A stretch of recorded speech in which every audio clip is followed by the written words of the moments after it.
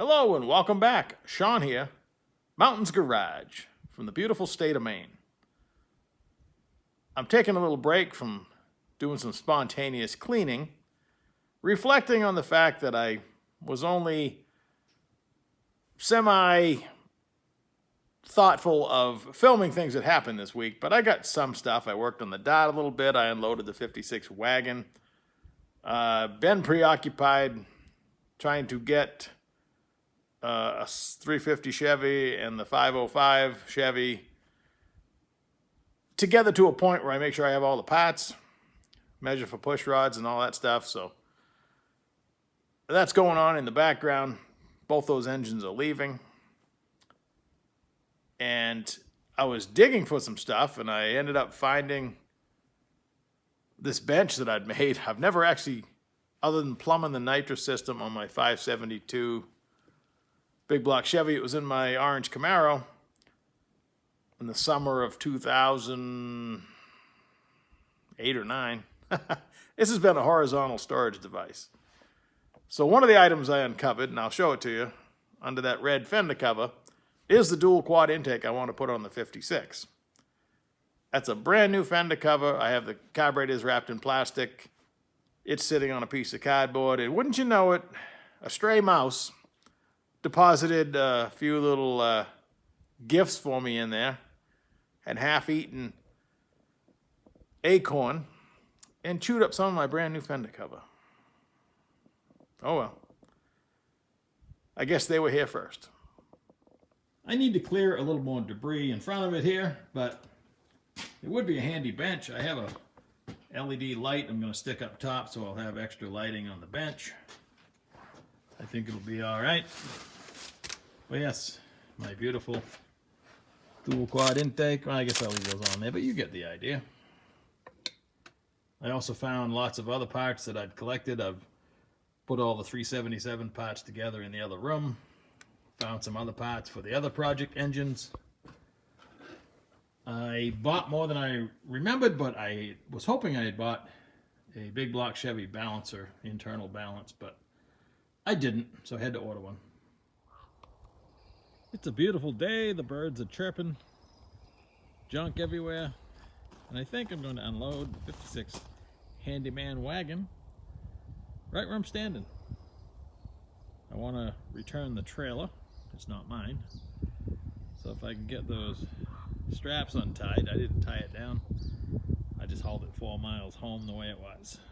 So I'm going to move the red Dodge, back the trailer over here, see if I can push it off without wrecking it. I aired up the McCreary H7015s. You can almost see the air in them. The other day, before I backed it over against the tractor shed and topped it up, when I added air, I made the back strap awfully tight.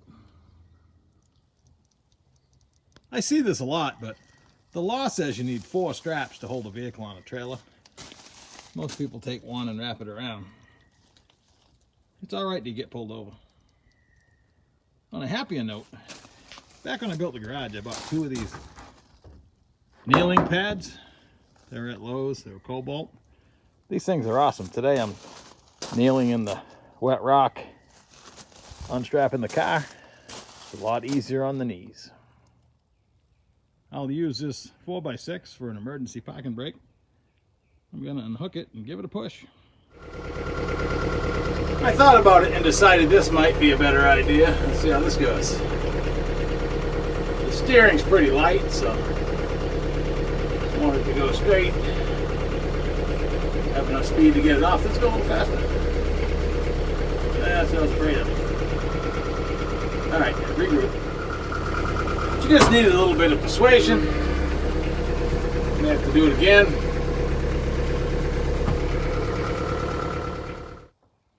Successfully off and on the ground.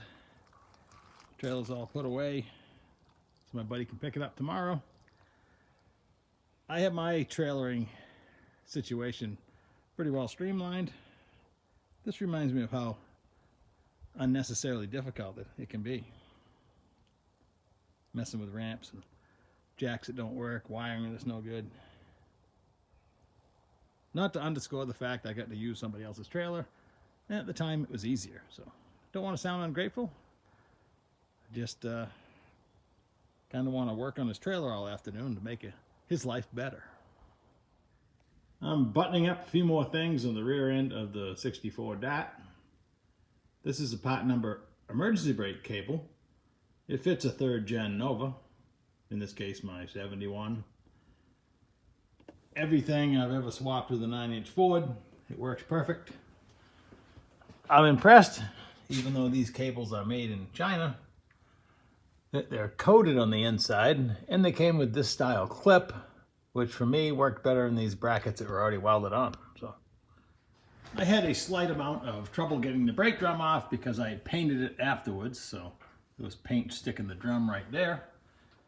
To install the cable inside the drum, all you do is release the rear hold down spring, and that gives you room to guide the cable into the arm.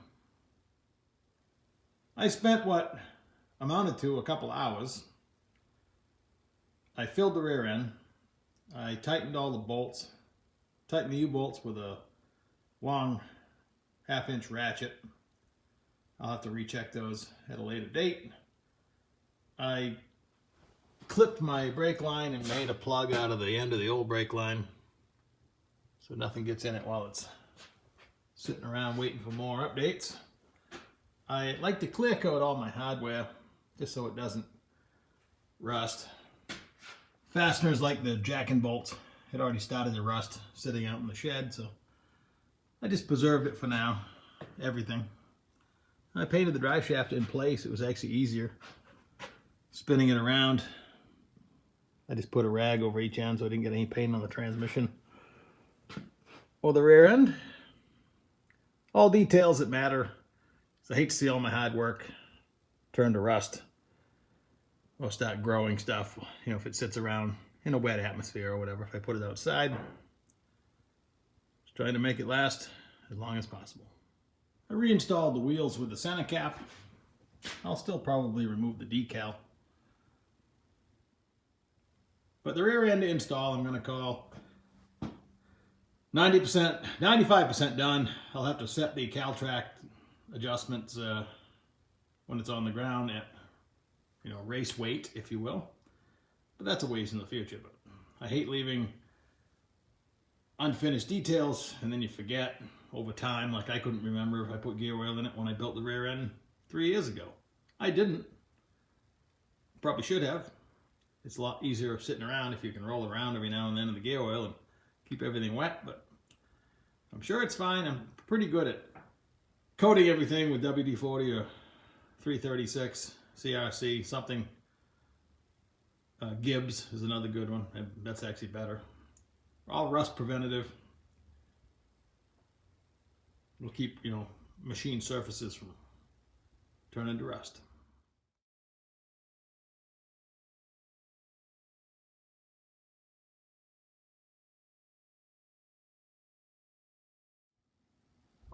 This is a 505-inch Chevy. That's 4 350 bore, 4 1/8 stroke, if my memory serves me correct. I had to order, they sell 8 longer head studs for the raised exhaust ports, 4 on each side. That's another detail, just another $100 as you're buying stuff. So, still waiting for the roller rockets so I can measure for push rods. I got to rebuild the 750 Hollies that go on the tunnel ram. Another week or so, hopefully this thing's gone. I bought the short block from a friend of mine. It's got just a few street miles on it. So, should make a good combination. It's going to go in a Willys truck, 41, I believe. These are the heads that are on it. It's a really big combustion chamber, but the pistons have a dome on them, so it probably will be a blessing for him driving it on the street. I put a set of Liberty Performance heads on this ZZ383 motor that I put in the 71 Nova, but I haven't driven it outside the driveway to tell if they're, any good or not. Everybody I've talked to, machine shop owners and such, say that Liberty Performance heads and parts are really decent. I knew I had them, but I took out the 2 steering columns that I have. A little research tells me 30 to 32 inch is the right length for a Tri-5 Chevy. The brushed aluminum one is 30 inches and this one's 32. They both tilt. What I like about it is I'm going to put an aftermarket wiring harness in it, and they have a matching plug with a turn signal switch. So that just saves steps in the future. The column, or lack of column, in the 56, it's been cut. I have a few pieces of it. I have the giant steering wheel. It looks like it's been modified anyway, so I'm just going to continue to modify it into something a little more modern. My buddy down the road that I got the 56 Chevy 210 Handyman Wagon from last Friday, he and I have been dealing back and forth all hot rod stuff for over 10 years. I guess they claim the perfect deal is you both feel like you gave up too much, that way it's fair. In this case, I'd say that's pretty accurate. I traded, it was a full up trade, no cash. That 505 Chevy that I showed you, when it leaves here, it'll be ready for fuel and power. It'll have an ignition system and everything, so it'll be ready to run. And a 9-inch Ford, it was an aluminum through-bolt center section with a Detroit locker, complete. I just built it. I gave him those 2 items, and I got the rolling car and 3 buckets of parts. But if you've priced out 56 Chevys lately, well, they don't exist for one thing. They're not, if they're out there, they're expensive. So I was willing to do the deal. I was really interested in the car because I need another project, but didn't want to have any necessary money invested in it. Now I can trade things that I've built or bought and collected, and that's somehow different. That's the barter system. I like the barter system. So again, some days you make a great deal, some days you feel like, it was an okay deal. So in this case, I'm happy, he's happy.